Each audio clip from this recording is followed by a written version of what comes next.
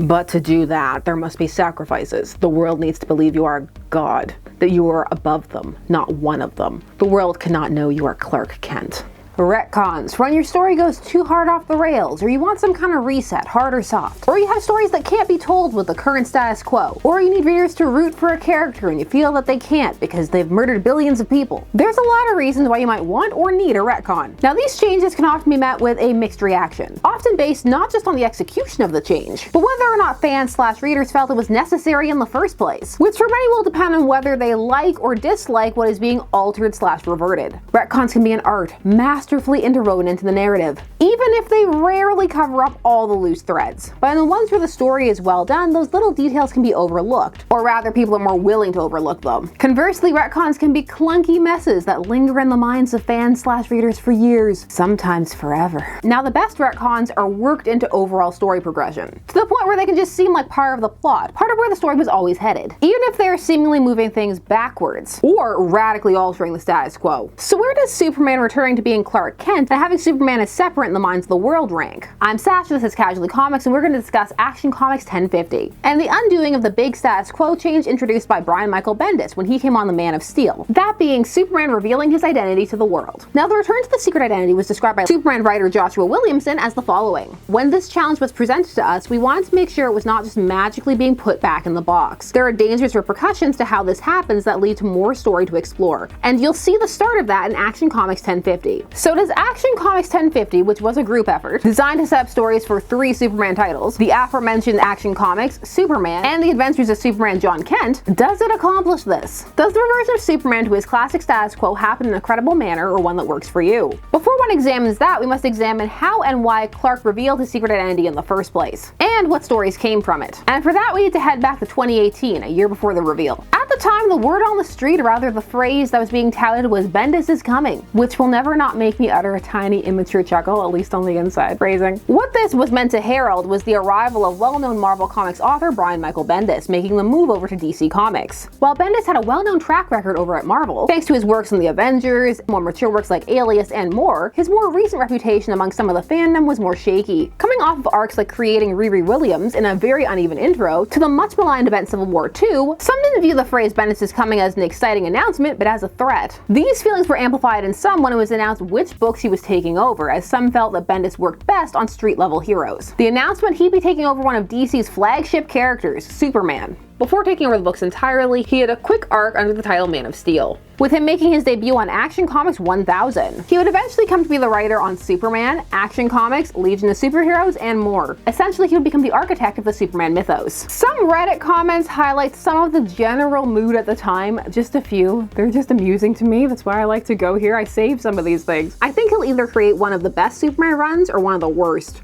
I'm very unsure about Bendis because he's really gone downhill at Marvel in the last 5 years or so, and I think starting him off with so much instead of gradually pulling him into the comics is a bad move, just generally. For some of us, this reads more like a threat. Marvel reader, this is definitely a threat. Some people are happy, some people aren't. I love the current writers of the Superman series, but if he can make it even better, I'm all for it. But no one should take away Super Sons, but it looks like he did. That latter comment is referring to one of the first big changes that Bendis made when he came into the Superman universe. A decision that DC fans still live in the wake of to this day, that you will still find reference, that you will still find people are upset about in some corners. For some, it's become one of those canon open wounds that lingers. 5 years out and people are still hopeful that someday, somehow it will be retconned. That's the retcon they want. 5 years time of recording. And that is the aging of Clark and Lois's son, John Kent. Breaking up the young dynamic duo of Damian Wayne and John, creating an arc where John went through years of horrific torture at the hands of Ultraman, that until this latest upcoming run, time of recording, despite having his own solo series in between, had yet to be truly addressed. These status quo changes with little follow-up will come back when it comes to Clark revealing his identity. Superman number 18 from 2019 was the issue in which Clark revealed his identity to the world. And for many, the question was, but why though? Superhero secret identities function differently for different characters. For some, they really work. For others, they're very awkward. Some characters can flip having one to not having one, or vice versa, and make it really interesting, and for others, it just breaks them. Since his reboot after Crisis on Infinite Earths in 1985, it had been been firmly established that while Superman was what Clark did, Clark Kent was who he was. There is much more of an emphasis on Clark as a man moving forward. The boundary between Superman and Clark was less the whole protect my loved ones from the Silver and Bronze Ages as it had been back then, an era where Clark had been much more a persona, though that was waning by the latter Bronze Age, as the characterizations grew more complex. Though that was still there, and it was more about the space to be Clark, but updating it and still maintaining that fantasy element of the idea of having a secret identity that could make works of fun and escapist for some. The idea of being able to go out there and save the world, but also be able to come home and turn that off. So basically leading up to this, Superman had space to not be Superman all the time, and sometimes he got downtime to just be Clark. And what would it look like if he didn't have that? What aspects of his character would that change? Would it destroy him? Could the character work that way? While others looked at it as the idea that Clark is about honesty, and the fact that he had a secret identity meant that he was lying. There was also a phase going on at that time period that superhero identities were kind of out of vogue. There are lots of questions about whether they were problematic or not. Now ultimately Clark's decision would alter the lives of some of those around him as well. Not to mention, realistically, since a lot of this was done under the guise of realism and to reflect a more modern outlook, I have quotes, if he revealed himself like that, anybody with a modicum of intelligence would easily be able to trace outwards to some other people as well. There would be a lot of people in danger. Who does Clark hang out with? Clark isn't exactly slick. However, some were excited for this and felt that there were more interesting stories to explore here and that this would make the character feel more genuine. In an interview in 2020, Bendis went into his rationale behind the reveal. I have so many quotes, so get ready. That was the whole point of it, to not play it safe, to try something that would scare me creatively and bring about new kinds of ideas. And it's working, it's fantastic. So here we are 2 years later, we're as far into it as you can get. And DC has allowed me to take some enormous chances with characters,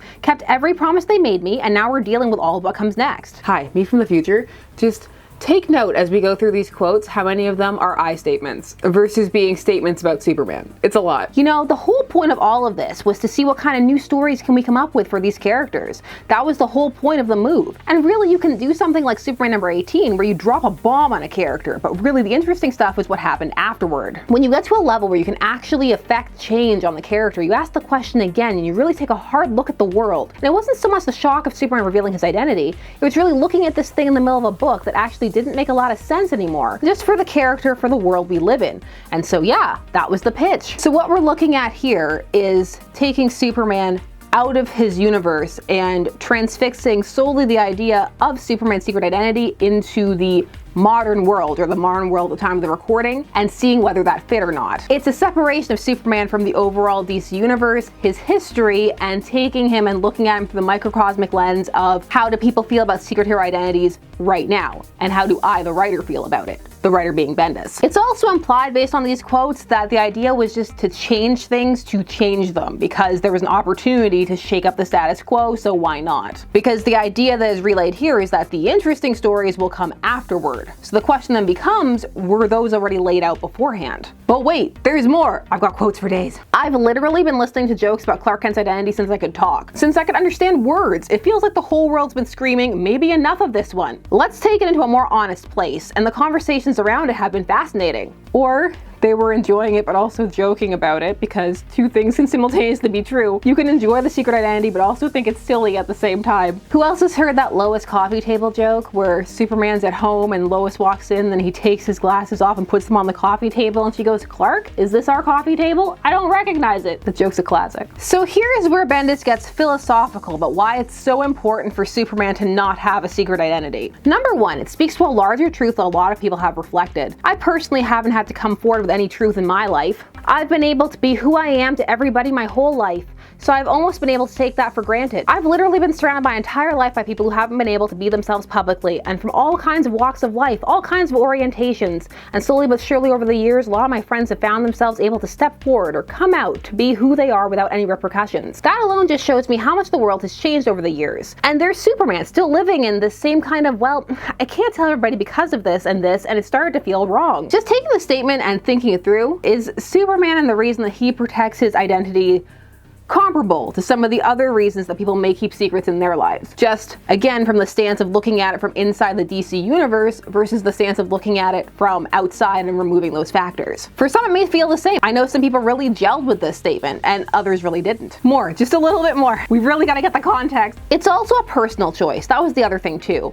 What Clark did was for Clark, but also it helps Clark be a better Superman. He didn't feel like he was being his best self. So the only way he can show people how to be their best self is to be his best self by example. So once you feel that, there's no way to unfeel it until you fix it. Now, miles is definitely going to vary about how one feels about these statements and whether they feel that they apply very well to Clark, or whether Clark and Superman are having these ideas imposed upon him from the outside. Because when characters have existed for so long, they have their own lexicon, their own history, and that entirety of stories over time comes to create a cohesive, coherent character. A character who one should be able to determine what they would or would not do. Now, of course, not every character is a good fit for everyone. Not everybody can get into the headspace of certain characters. But most concerns about any big change to a character that seems to some that it may not fit can be quelled if the stories are good. If they deliver post-shakeup, do they dive into the concept that Bendis is putting forward that not being Clark will make Superman a better Superman, or that Clark is hiding himself by not telling the world who he is? Side note, some people just private. Some people just want to keep things to themselves. Not everybody needs to know your business all the time. There seems to be a lot of Bendis' own self-reflection being imposed on Superman in this scenario. Here's another quote about truth. Yeah, and with truth comes all kinds of truth. You know, there's the truth of your words, and the truth of your actions, and the truth of who you are versus the truth of who you say you are.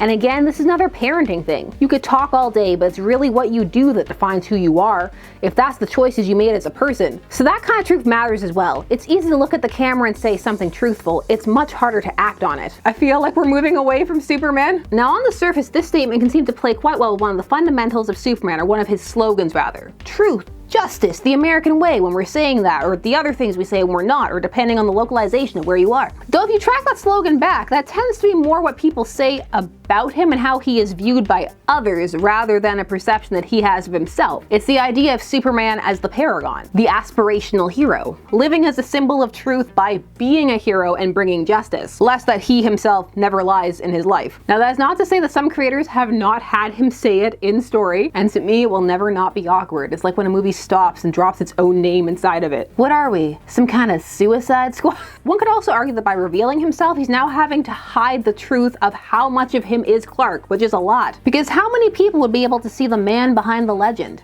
Ooh, that's an interesting story idea. That would have been cool to explore. Some also feel that Superman doesn't need to be made into a representative hero, at least not within the narrative itself. That the stories can put forth that idea on their own in a more subtle fashion, that those discussions can take place outside in the more academic or analytical sides of fandom. Some just like those classic ideas, they're appealing and fun. While for others, as Bendis said, they may feel outdated and untruthful. But then you're also getting into the question of, does every hero need to appeal to everyone? Perhaps some of the core concepts of Superman don't appeal to certain fans, and perhaps that's fine. And there are other heroes they may identify with more. If one even feels that one needs to identify with a character versus enjoy them, though some can find ways to compile those two things together, there are so many different ways to enjoy works and characters, basically. Now, many writers draw from personal experience, and it can be a great accent, and when a writer is paired with a character who meshes with them, it can lead to some very compelling works. But the opposite can also be possible. The writer's own beliefs and conceits overwhelming the character, twisting them to fit what they feel works, regardless of the character's history or position they occupy, especially if one's given carte blanche to just make changes, because they can, to shake things up. A good writer or creator, just in any field, part of that requires being humble enough to realize when one's idea may not work in a certain space with a certain character. It might just be not as great an idea when you play it out as one thinks it is. I just make YouTube videos, and that happens to be all the time. There are so many scrappy ideas that are just like, you know what, actually, let's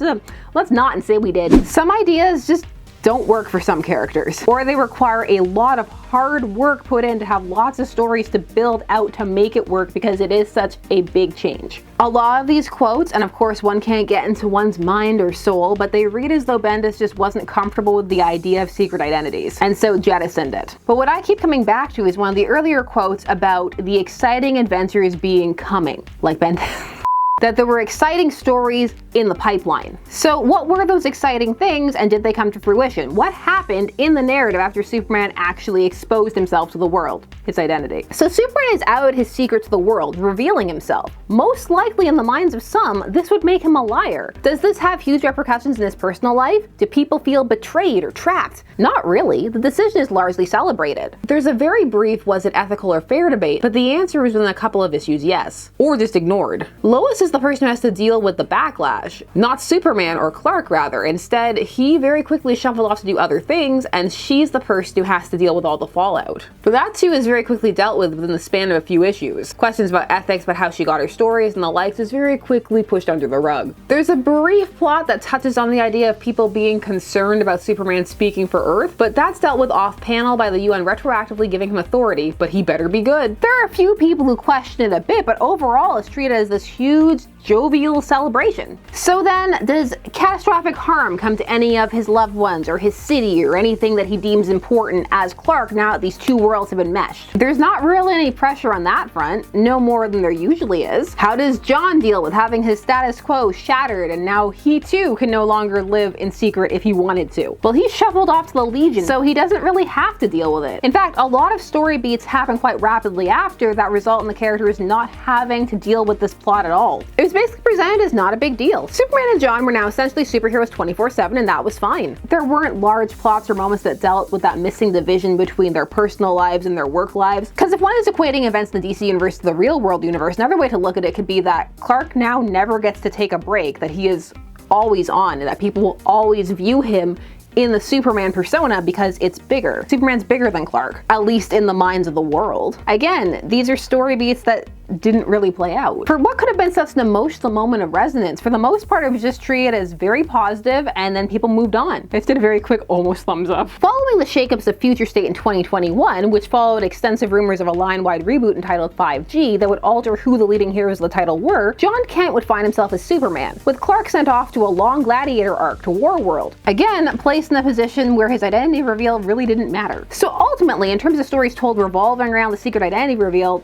they didn't really happen. Nor did the types of adventures the villain Superman fought really change because of it. Hence, he was pretty much the same Superman, not a better Superman. So on a meta level, because there wasn't much happening narratively, it would have landed more for people who just really didn't like the idea of him having a secret identity. Especially because some of the language coming out around it was equating it to certain very hot button topics for some people. That could then have led them to feel that this was a bigger moment than it turned out to be. For some, what happened within the comic itself was it entered the realm of stories being cut off. The idea that there were less Superman stories to tell now, not more. Many writers and fans already struggled with the idea of Superman as a character, deeming him overpowered and boring. This changed a little to combat that. For some, they had even less ideas for him. Some needed that drama to play off of. This idea and the reveal did have story potential, but it would also have required looking at it through a potentially negative lens to cause conflict and stakes. And as one can see from Bendis' interview and him being the architect at the time, that did not seem to be a welcome or encouraged mindset. At least that is the appearance, or if there were stories put forth from that angle, they were quickly resolved canonically with zero lasting repercussions. And as of 2022, when this reveal was reversed, that's where it sat. It was a thing that happened. In fact, it was referenced so rarely that some weren't even aware that it happened at all. But it had. So when a shift internally was made to go back to more traditional style Superman stories, with Action Comics writer Philip Kennedy Johnson stating, even just on a deep down gut level, something about seeing Clark Kent in the tie and glasses again, ripping open his shirt to reveal the S-shield underneath, just feels amazing. There is an excitement towards moving back towards his iconography, and the version that most people in general are more familiar with. So how did they go about it? Well, as one commenter stated, they Dawn ennobled the world. But they didn't do it without referencing the change that had happened. In fact, it plays out partially as an emotional consequence to the fact that Clark did reveal his identity. So they don't just brush that part aside. No, someone was upset about it, in this case Lex, who decides to go full Smallville Klex bitter X mode about it. But to do that, there must be sacrifices. The world needs to believe you are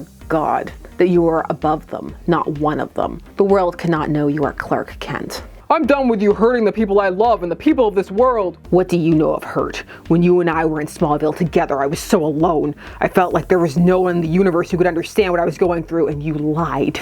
And instead you gave your identity to them.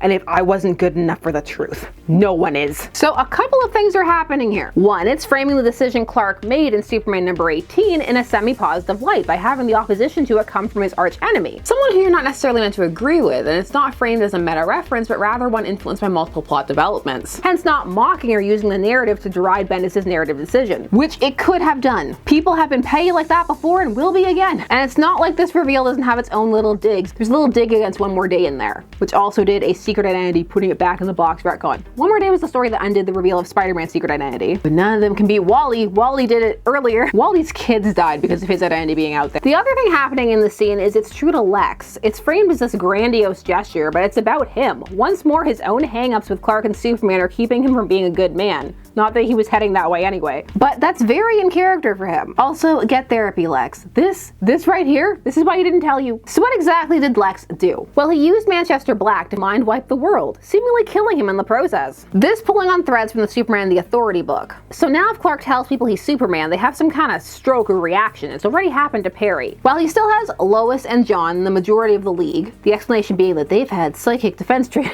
which will land for some and not for others, it allows for the mass secret to go back into the box and for people to not know when narratively convenient. And for there to just be consequences, not just emotionally for Clark and for John, both of whom have gotten used to not having a secret identity anymore and living life that way. John seems more happy about this change, but Clark seems more upset, which works because it pays homage to the idea that he felt more truthful this way. But it also highlights some consequences he hadn't anticipated, largely surrounding Lois. Again, this isn't just jumping all over the change that Bendis made, although some won't be happy that they undid it in the first place. Well, some aren't happy that it happened in the first place. So many feelings. This also provides blackmail for Lex to hold over his head, and it's something that can cause harm. This was also apparently meant to be much darker, but when the 3 Superman writers had a meeting about it, they decided ultimately not to go that way because they were coming off of Dark Crisis.